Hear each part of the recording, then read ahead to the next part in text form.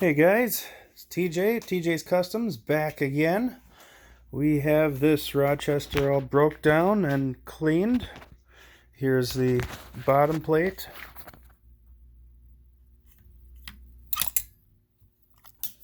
And I might scrub it just a little bit more, because I still see a little bit of stuff in there. Here's the top plate.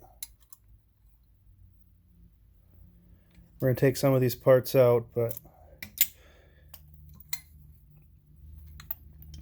it turned out pretty darn good. I don't have a hot bath, so everything I have to do on these, I have to do them by hand. Usually when I get a customer in with a carb, they usually want a performance intake, a new carb. So I don't do a whole lot of rebuilding. So the rebuilding that I do it all by hand. And there's some little spots in here that I couldn't get to.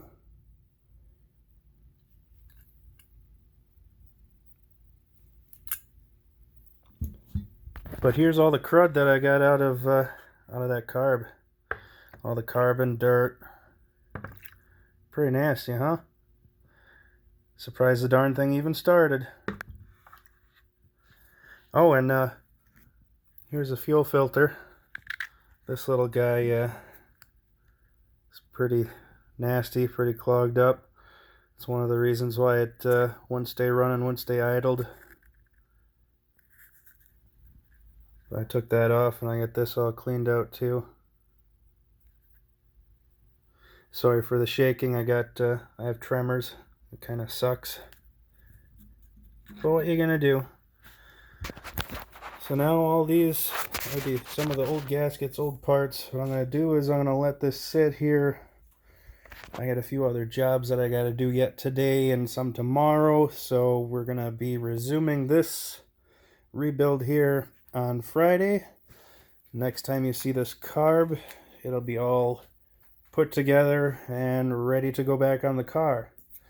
Once we get all this together here, I got this kit. We're not going to be using everything out of this kit, but for the most part, we're going to use most of it. Definitely the gaskets. The jets look good. We're going to keep the jets. We're going to keep the needles, and we're going to keep the float, because the float is in really good condition as well.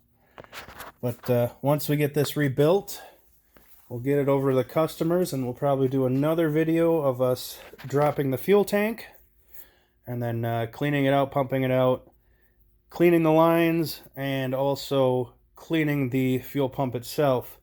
What we're going to do is we're not going to take the fuel pump off completely.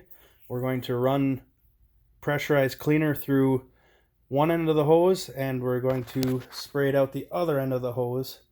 And then we're going to, once we get that clean tank on, everything all set back up, we're going to put some conditioner in there to break down some of that carbon to get it all out. And I'll have them run it for a little bit, and that should be pretty much it. I mean, because the bolts on that fuel pump that we have on the motor, they're really they're not in the greatest of shape, and I don't want to snap them off, because then we're going to end up welding a nut onto them and then trying to get it out of the block, and we don't want to mess with that.